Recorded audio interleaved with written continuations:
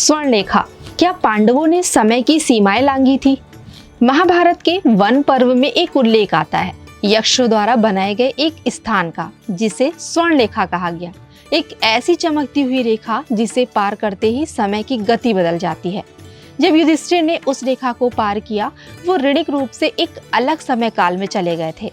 वो दृश्य बदल चुका था। ऋषि साधना में लीन थे, पर समय वहाँ वैसा नहीं था जैसा बाकी दुनिया में। क्या यह स्वर्णरेखा एक पोर्टल थी? क्या वह कोई टाइम ट्रांजिशन जोन था, जहां प्रवेश करते ही मन और पदार्थ दोनों बदलते हैं? आइंस्टाइन के थ्योरी ऑफ रिलेटिविटी में एक शब्द आता है, टाइम डिलेशन। यानी अगर कोई बहुत तेज गति से या भारी गुरुत्वाकर्षण क्षेत्र में हो तो समय उसके लिए धीमा हो जाता है। अब सोचिए, अगर कोई महाशक्ति युक्त रेखा या फिर कोई वैदिक यंत्र ऐसे समय क्षेत्र बना सके, तो क्या पांडव वास्तव में भविष्य या अतीत में झांक पाए होंगे? ब्रह्मांडीय यंत्रों का उल्लेख ऋषियों के ग्रंथों में मिलता है। मैमतम, शिव संहिता और वायु पुराण जैसे ग्रंथ ऐसे द्वारों और विमानों की बात करते हैं जो काल की सीमाओं को पार करते थे।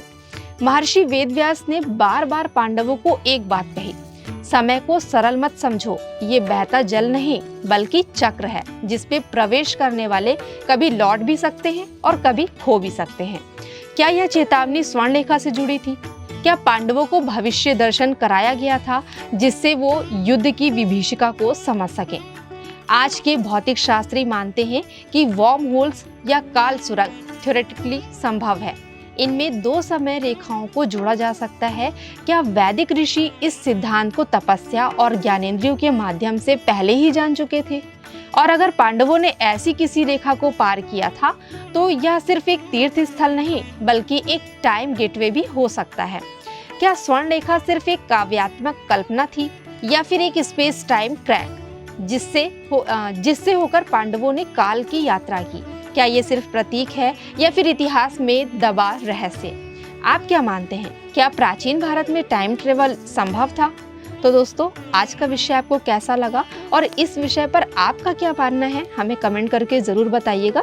मिलते हैं अपने नेक्स्ट एपिसोड में ऐसे ही कुछ रोचक व अद्भुत विषय के साथ। तब तक के लिए मैं आप सभी से आज्ञा चाहती हूँ। धन्यवाद।